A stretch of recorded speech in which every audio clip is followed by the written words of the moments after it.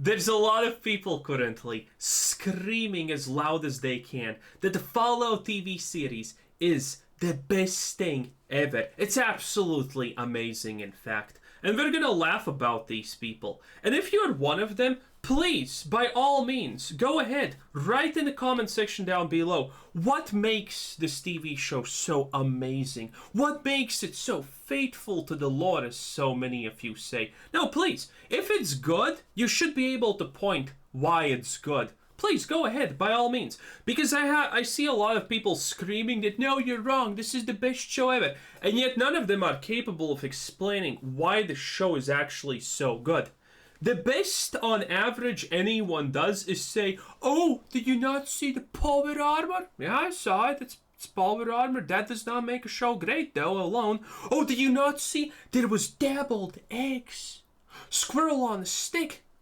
It's references. Did you see the gas prices? They were 1 for 1 at the game. Yeah, I saw it. I like those things. I like those small details. I didn't notice them. They were great. But that does not make a show great. That does not even make a show good. Inserting a random reference there from the game does not make it lore accurate. It does not make it good. So please, go ahead.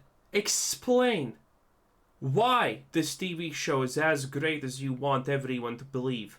I personally think that you're just, someone who peaked at McDonald's and now you have nothing to live for, so you're completely trying to revolve your life around this one thing, and you're just pissed that everyone else does not think that it's the best thing ever. Go ahead, please, in the comments section, write down below why you think this is the greatest show ever. I can tell you what I don't like about the show. I can tell you what I like about the show also, very easy. Episode 4, 7 out of 10, absolutely no problems. The best episode in the series by far. Why? It has a hook. The world gets slightly explained. The story makes sense. Each character does their own thing. There's character progression also. Lucy's character gets progressed a lot there with what she sees and what she does. It's great. It's all around great. And I can point out to these things so easily. Why can't you, though? Why can't you point out what's great about this series? All right, we need to talk about the Fallout TV show that launched on the evening of April 10th, 2024. I've already binged all 8 episodes. I rolled credits on the final episode last night, and I just wanted to let all of it marinate in my head so that I could wake up and really say how I feel about it.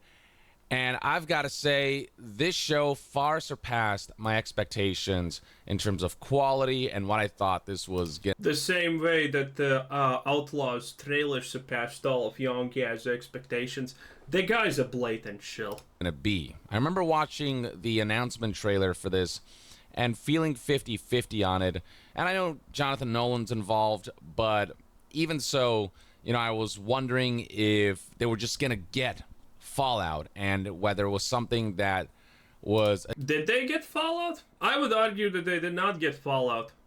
Episode 2, right there off the bat. By far the worst episode in the whole series. A solid 2 out of 10, by the way. No, and maybe even a 1 out of 10.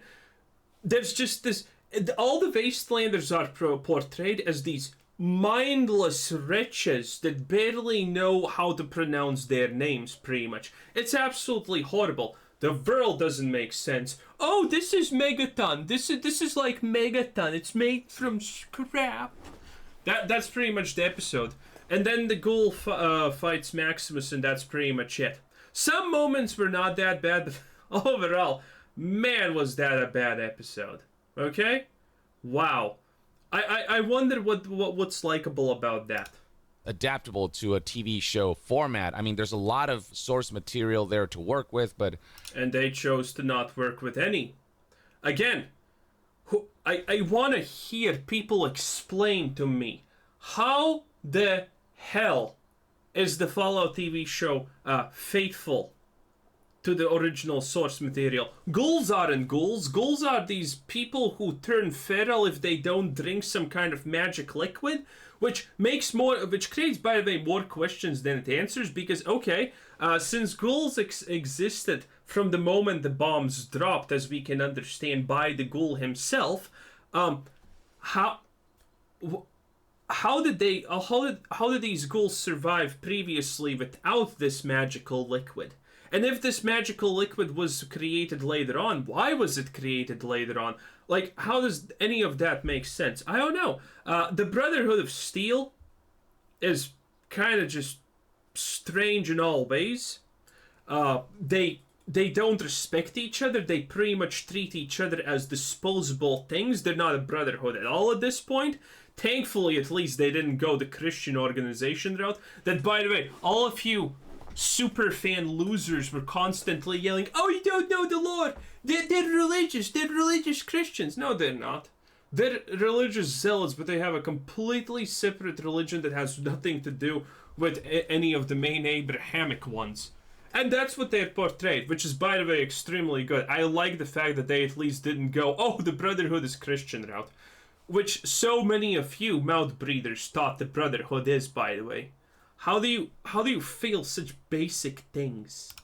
How are they going to utilize it? And just was this going to be a good adaptation?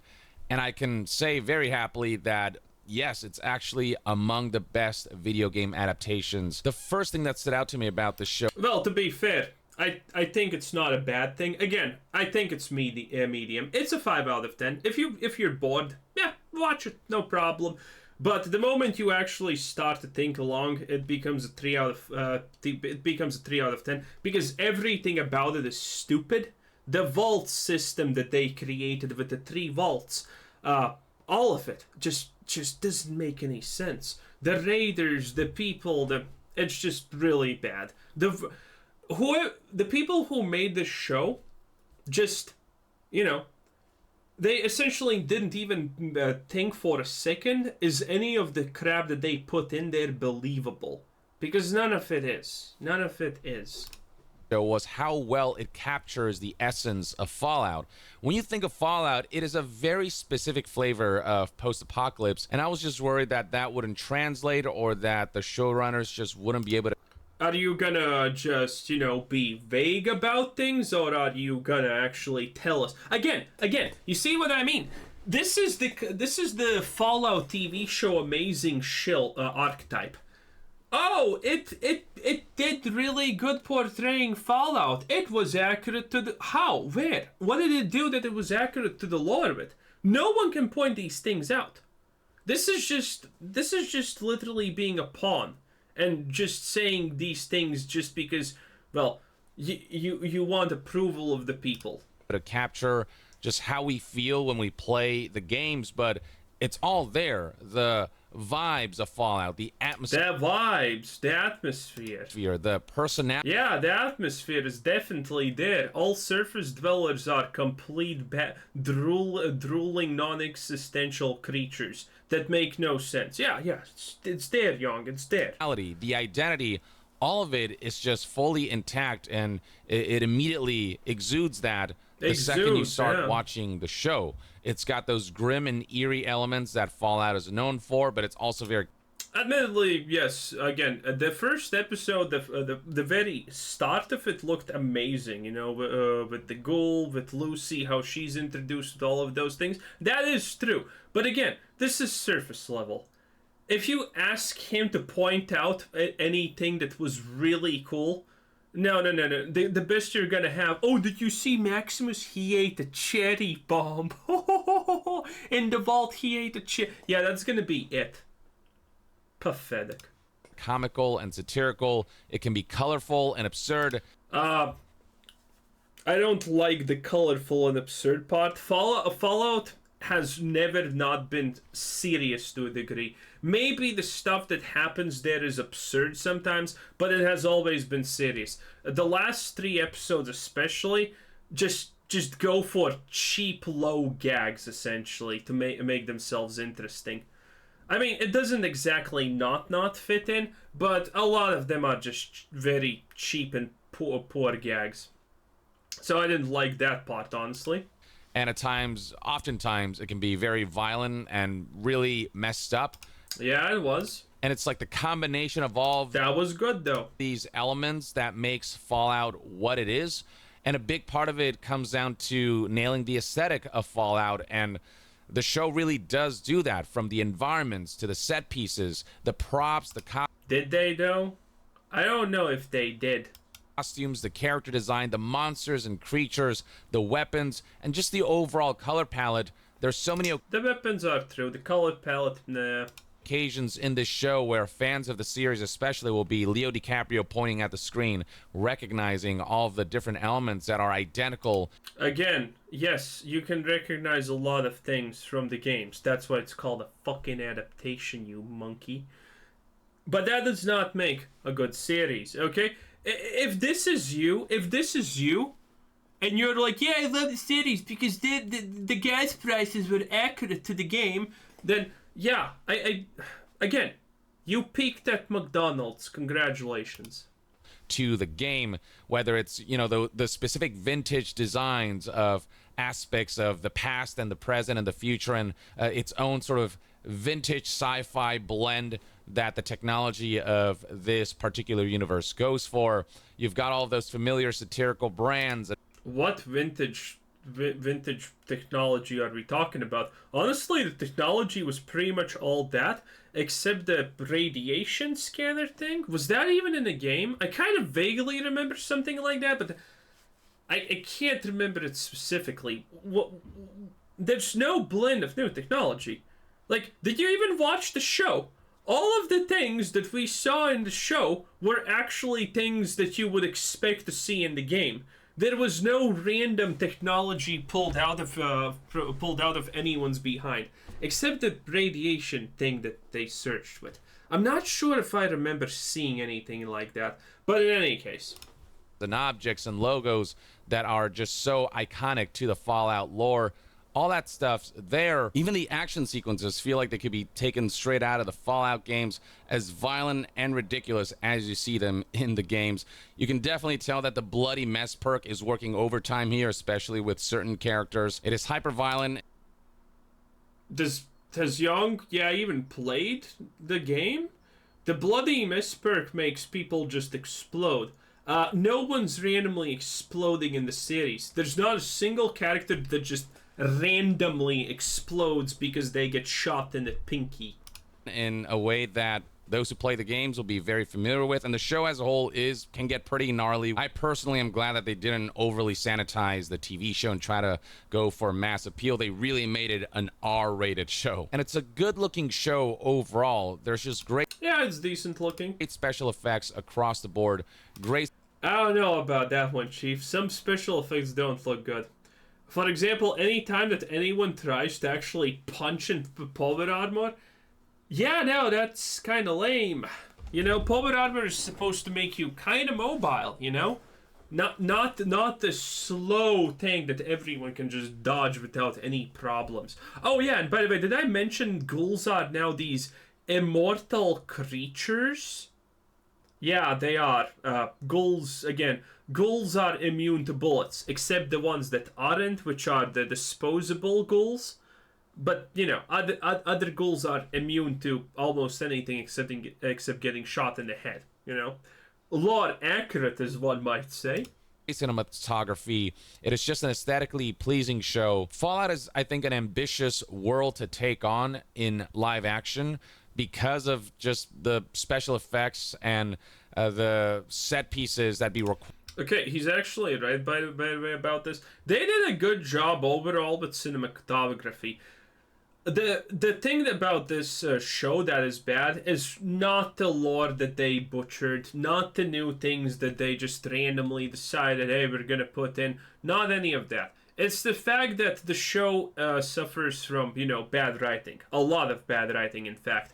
In a lot of cases, the heroes just decide that they need X, and X magically appears in front of them. You know?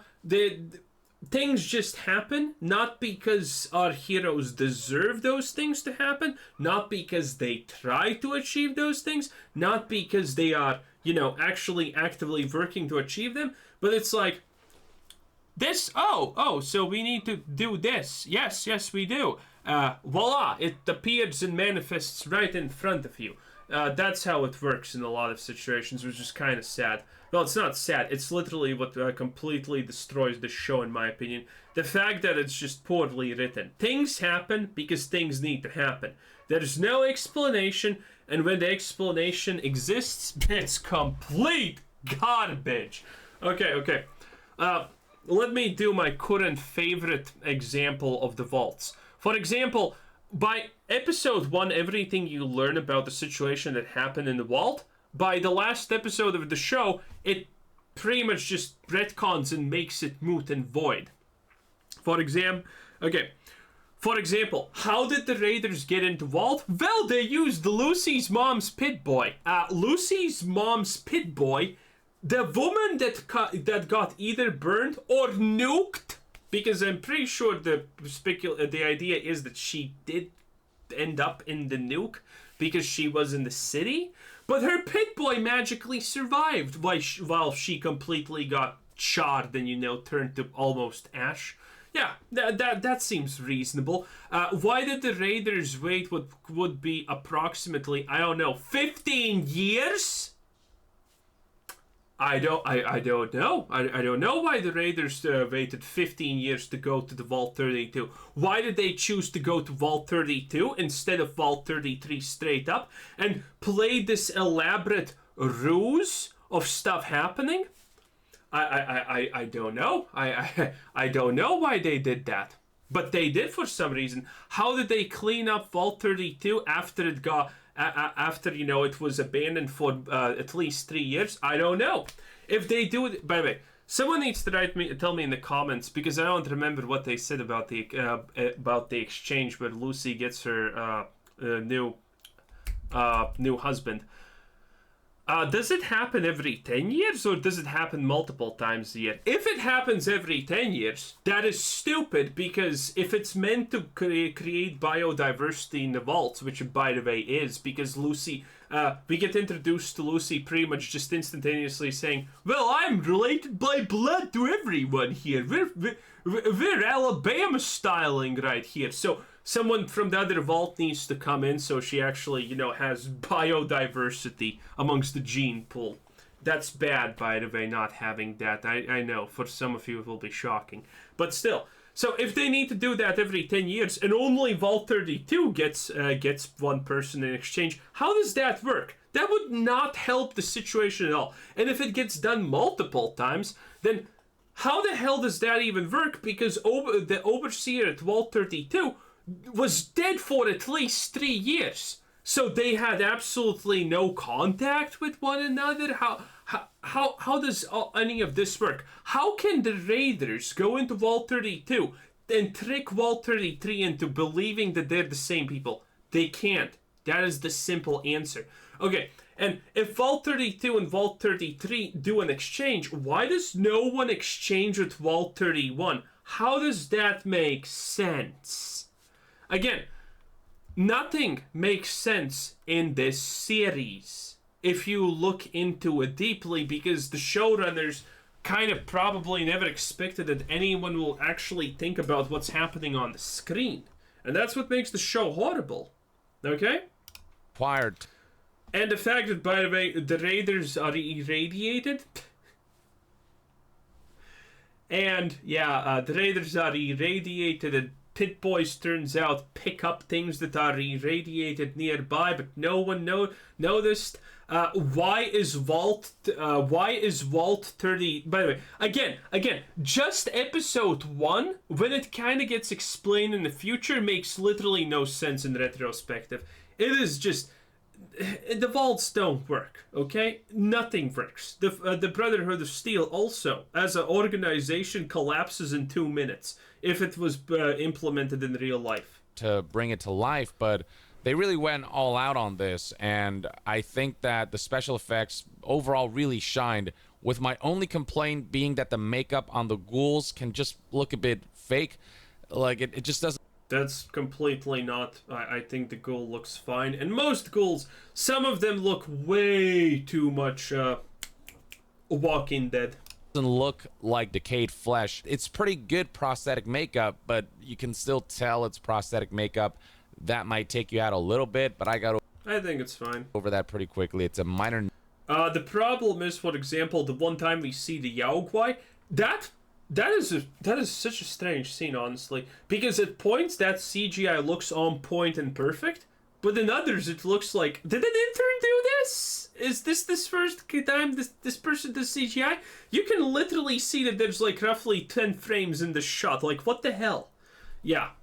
Nitpick. And then a big part of the Fallout aesthetic isn't just what you see, but also what you hear. It's about the music, it's about the sound effects that are so specific to Fallout, and all of that is in this show as well. I feel like the showrunners just really did their homework. Now, having the show look and feel like Fallout is all well and good, but without a great story and some The story's stupid. compelling characters to back it all up, all of that wouldn't mean much. But I'm happy to report that the story of this Fallout TV show is actually quite good. It follows three main protagonists. You got Lucy, who's the Vault Dweller, Maximus, who's a member of the Brotherhood of Steel, and the Ghoul. And Maximus, as predicted, he did not get a redemption. Like, he has an interesting story at the end, what's gonna follow. But yeah, his story throughout all of the series is he's just a dumb, cheap bully, and that's it. Sadly, because the actor's really good. And again, what saves this series a lot is that almost every actor in it is great. All the actors, all the actors that even have anything above a minor role or an extra are really good. But Maximus as a character is a complete failure. He wants to be a Brotherhood Knight, he wants to belong, but he doesn't actually try, then he gets pissed. It's real bad. Member of the Brotherhood of Steel, and the Ghoul, who is this mercenary slash gunslinger. I think from the outset, the show does a great job of introducing all three characters and making them all stand out and shine in a unique way. So you got Lucy, who is this naive goody two-shoes who's completely ignorant about the world outside from the one that she was boxed in, from the world of the vaults. And it's interesting to see her be sort of this fish out of water in this awful, terrible, gnarly, merciless world. You got... Yeah, they did do the fish out of water, and that was pretty okay. It wasn't that great or too impactful. It's actually more about not being... It actually is kind of wrong to say it's even a fish out of water thing, because Lucy is supposed to, change and understand that the world outside of the vaults is, well, different, right? But she still has her ideals. She's still a different human. She does not allow the wasteland to essentially corrupt her to a degree. That's her actual storyline. But you would not know it if you paid as much attention as, the average Fallout enjoyer, like, Yong Ye here, For him, it's definitely fish out of water. Yeah, she starts like that. But after she's a great story about, how a person can actually overcome the difficulties without getting their ideals broken. That's her actual bigger overarching story. And how you deal with, betrayal and whatnot. Her story is good, but Young would never know that. Maximus, who is this young recruit who idolizes the Brotherhood of Steel and wishes to rise through the ranks to serve. And then the Ghoul, he's... Maximus, that's such a bad summary of Maximus. Again, Maximus's character has been completely butchered. Maximus's character is supposed to be the kid who got saved after Vault-Tec nuked Shady Sands, and Vault-Tec turns out has just access to nukes everywhere because reasons, obviously. So Maximus is supposed to be that guy who gets saved by the Brotherhood, and he idolizes them for it. He no longer has a home, but now the Brotherhood is a chance for them to be homes because they are these righteous people that save everyone. And yet, Maximus, when he is initially shown and portrayed, this is by the way episode 1, it is done so poorly, so nonsensically, so stupidly, because Maximus is shown to be an idiot. an idiot who doesn't try, he gets beat up for no reason. Well, we assume the reason is because he's either too stupid or too good, which turns out is he's too stupid because he doesn't know basic things that the Brotherhood Knights are supposed to learn. And when he is a knight for Tunius, whatever his name was supposed to be, he completely doesn't know what to do, essentially. He's a complete coward. He's bad at it.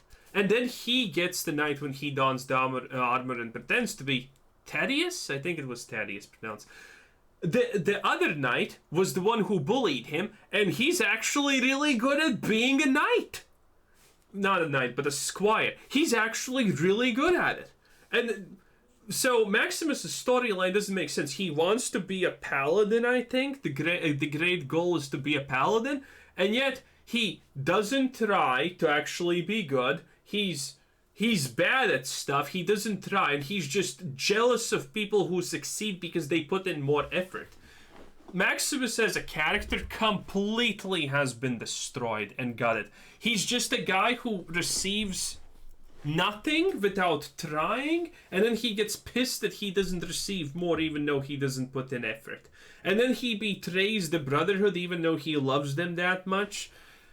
It's all so confusing and poorly written. Kind of a more mysterious entity with a mysterious past and a bit of a wild card. You don't quite know what the ghoul's agenda is, but that slowly unravels as the layers of his backstory are peeled back, and that makes the ghoul consistently compelling despite how much of a... Yeah, the ghoul is pretty decent. Some of his motives are questionable.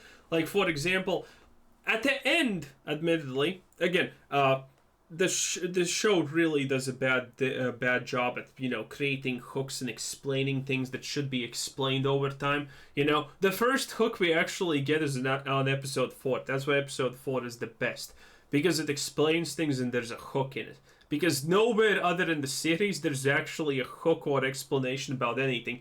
You kind of see a thing that's important, and no one asks even the basic question of why? Why? And it barely gets explained, and when it gets explained, it's kind of dumb. Dick he is. So these characters have very different origin stories, but the way their journeys are weaved together, I think, is done in a way that for the most part feels organic. There are a few instances where I felt like the way they run into each other feels a bit too coincidental. There's a lot of situations where they run into each other and it feels a bit coincidental. I pointed this out and a lot of people actually misunderstood what I mean by that. Yes, the ghoul is hunting the head. Yes, Maximus is hunting the head. But any time other than hunting the head when the characters meet, it's just random and luck. And there's quite a few situations where that just happens. When they just run into each other, because why not, and that's it. But generally, the way they linked these very different seeming stories into something that comes together, especially at the very end, it culminated in what I thought was a really well thought out storyline and among the better Fallout campaigns, if you will. One of the neat things about the TV show format is that you can break away from the perspective of the main character or the player character and tell other stories as well that are not stuck to exactly what the main characters are perceiving. And so alongside the stuff going when all the characters come together at the last episode was semi-good, even though the action scenes are kind of like janky, slow motion, and not they should have done a better job with the action scenes by making them longer. They're not bad in general, but the last 2 episodes that you could have made them longer, okay? But yeah, like after they get the head, what exact motivation does the ghoul have for going to the observatory? I'm not honestly sure, because he's a bounty hunter, and it's way too convenient, essentially. Like, yeah, he kind of has some motivations to go, but you're never really given.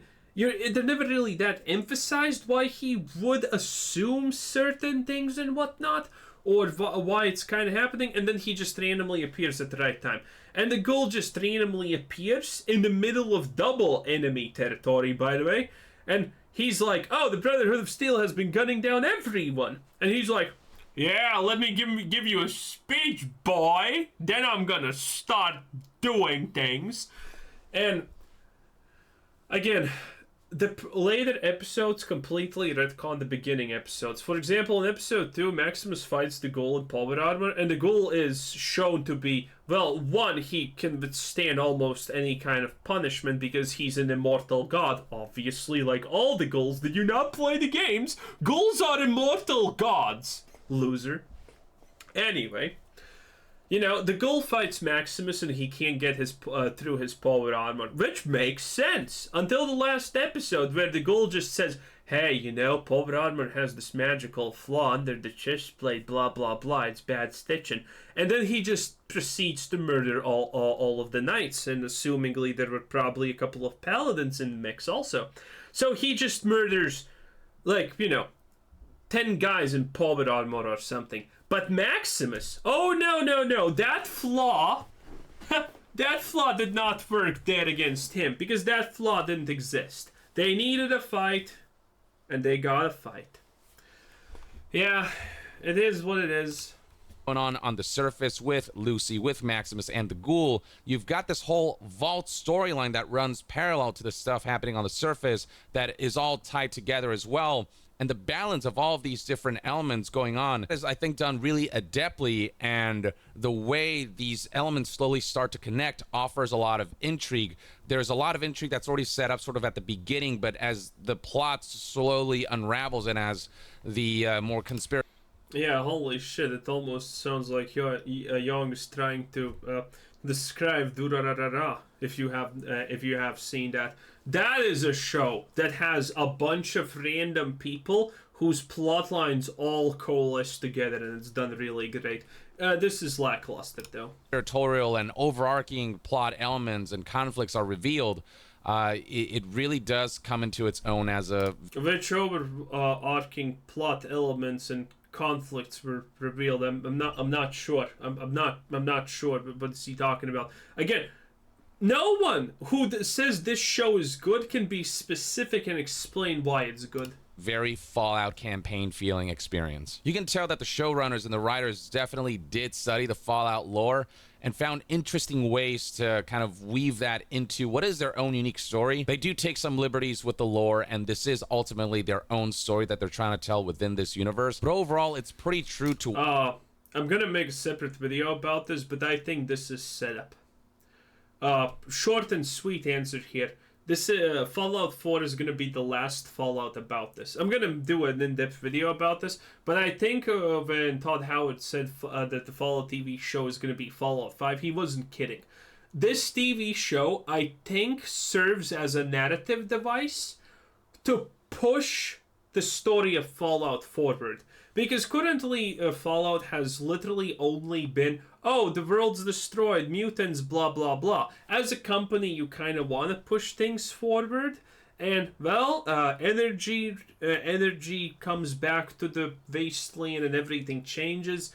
Yeah, that is a way to push the narrative forward. And I think the Fallout 6 will most likely follow the established narrative of the TV show.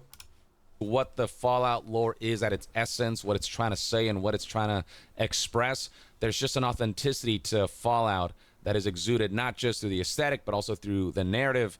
And also what you can do with the TV show format is not only tell stories from all of these different parts of the world, whether it's the surface or the vaults, but also you can shift between the past and the present, and the show sort of constantly goes back to the past and gives you some flashbacks that tie into the main narrative. So all of that stuff is juggled really well, and these are plot devices that are used effectively to... Actually, not a single flashback ties into the narrative of what's happening. Flashbacks just are used to explain why things happen. Flashbacks are literally only used as a device to explain the current situation of something happening. It's not like Young describes. Kind of slowly unravel the onion that is this. It doesn't unravel anything. It explains why things are the way that they are. Essentially, it's just, you know, an explanation for the current thing happening. relatively layered plot. The Fallout show So it doesn't seem random. also does capture Which is good, by the way. the aspect of Fallout games where as you're treading along the main campaign, there are, side quests like distractions along the way. In fact, this aspect of the games is directly referenced in the show as a wink and a nod via a quote. One of the characters says, "The Wasteland's got its own golden rule. Thou shalt get sidetracked by bullshit every goddamn time." I remember that. The Ghoul said that. Yeah, I would not say that they went on a single side quest. They were pretty much stuck doing the thing that they kind of wanted to do. But yeah, I guess if you want to name as a side quest, oh, I got hungry, so I needed to find food. A side quest, you do you. Truer words cannot have been spoken. This is a very self-aware show as well. Like, it understands what the source material is, and so they make it a point to include like a lot of Easter eggs and self-referential and meta elements. The show also understands that there's certain iconic aspects of the games that kind of need to be in the show, and so they find a really good way to include those elements in a way that For example, did they include what? Pretty sure not. feels seamless. There is sort of fan service in the show in the sense of like there are so many recognizable elements from the games, but it all feels woven in a way that isn't too overbearing or too like in your face. It feels woven into the narrative like in a way that makes sense. And at the same time, because the show is sort of satirical in its own right, there are certain things that it can get away with as far as, being pretty meta and calling out to the games themselves. So it all makes sense. Yeah, again, this is the most vaguest explanation I have ever heard ever. This is just Fallout TV show good, please clap. In terms of how it fits with the tone of Fallout and its universe. The show also understands that the Fallout universe is full of just extravagant and unique and really out there characters, and so the show features what you might call the NPCs from the games in the form of side characters that all have their own quirks and their own, crazy thing going on. The only side character I actually can think of is the healing potion dude. And I mean that would be a good side character. I love how he fails and he's like, "Okay, time to Minecraft myself, boys." That was good. But yeah, that's the only thing I can imagine even remotely fits the description of what he's saying. And, well, don't get me wrong, he's good, but it's like no one really interacts with him that much. And some of those interactions are really fun as well. So there's a good sprinkle of distractions akin to the ones you'd find in the game, but the TV show does ultimately focus on sort of the main story it wants to tell. And along the way, you've got the different factions and myriad agendas from all these different factions involved. There are a lot of morally gray areas and motives. I have no idea what myriad of factions. Is that the Cyclops vault? Because, it was fun, but I'm sorry, the Cyclops vault was not Fallout. Vault 4, let's call it just Vault 4. Yeah, that was not Fallout. I'm sorry, the Vault 4 episode was not followed. I think that's just like, a little hee-hee-ha-ha type of thing. But yeah, I will not call that Fallout. Which is all in true Fallout fashion. The way all of the narrative setup culminates in the final episode that really ties the whole thing together just really well. Well, the narrative setup is completely moronic. So first of all, our boy, what's his name from Lost? I'm trying to remember. Anyway, Jacob? No, he's not Jacob. Jacob was whatever. The Enclave scientist. First of all, how did the Brotherhood and everyone else know that the Enclave scientist is escaping? I don't know. How did he get in touch with them? I don't know. If he's so important, and the fiery lady, what's her face, has, what's it called? I forgot what it's called. If she has an army, which she seemingly does, why did she not, try and escort him? Why did she not have people waiting in the town? The first one. Why did the Brotherhood not know how he looks, but not know where he is? or any of that. Like, how does any of that make sense? They couldn't even, create a 2 minutes worth of shot where someone is shown to work in the Enclave and is giving away information and leaking it through to the Brotherhood, and then the Fire Lady's people also get that knowledge. How does that work? How did he contact the Fire Lady? Like, how does any of that work? I don't know. I don't know. It's just bad. Well done. The show just ends on a really great note where there are enough revelations to wrap up this particular arc, but the door is definitely open for more storytelling in this particular version of Fallout. There's still a lot of unresolved elements, a lot of intrigue. Actually, no. The ending is, the Brotherhood of Steel get the Infinity Power, which is kind of questionable. Why is Infinity Power even useful in this situation? We don't get an explanation why Infinity Power is useful in the post-apocalypse exactly. We see a bunch of stuff lining up, but can the Brotherhood just utilize Infinity Power like that? I'm not even sure. Can they use the cold fusion? Why does it matter for the Brotherhood? Like, cold fusion was a very big deal that Vault-Tec swooped in and to stop the production of it, and destroyed the research. Well, not destroyed, but took the research of it, and that makes sense. But why does Infinity Power matter to the Brotherhood? I don't know. How will Infinity Power help the guy in charge of that chapter of the Brotherhood actually do things? I don't know. Is he the bad guy or is he the good guy? Because we see that the Brotherhood is like shit and corrupt, honestly. So is him not getting power honestly a good thing? I don't know. I don't know. I don't know. Are we ending on a good note? Are we ending at a bad note? That's still left to be fulfilled. And the very end of the show, the final shots, you'll want to stick around for if you're a fan of Fallout. I straight up stood out of my seat. What the show... It's New Vegas! Yeah, don't be a loser like that. I love New Vegas. It's my favorite Fallout game by a landslide. But, I was like, yeah, New Vegas, cool. But does it matter? It seemed kind of, shut down.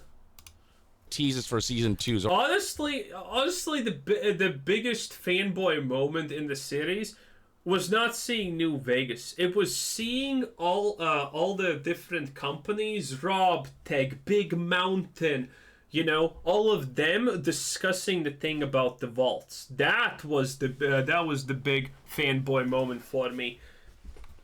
Already got me very, very excited indeed. Now, even if you're not a fan of Fallout and are more of like a newcomer to the series or not a gamer, this... It doesn't matter. It's an adaptation. Obviously, you don't need to know everything about the source material to actually watch it.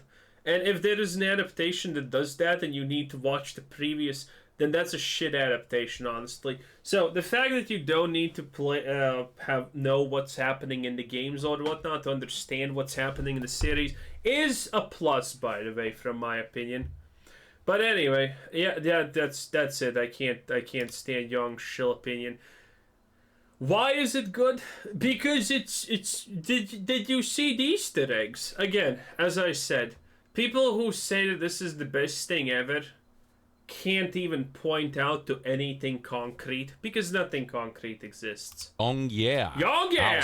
I'll see you next time. Whoa! Young out. Young out. Yeah. Anyway, this was Quizzer Says, and thanks for watching. Subscribe if you haven't already. Have a nice day. Bye bye.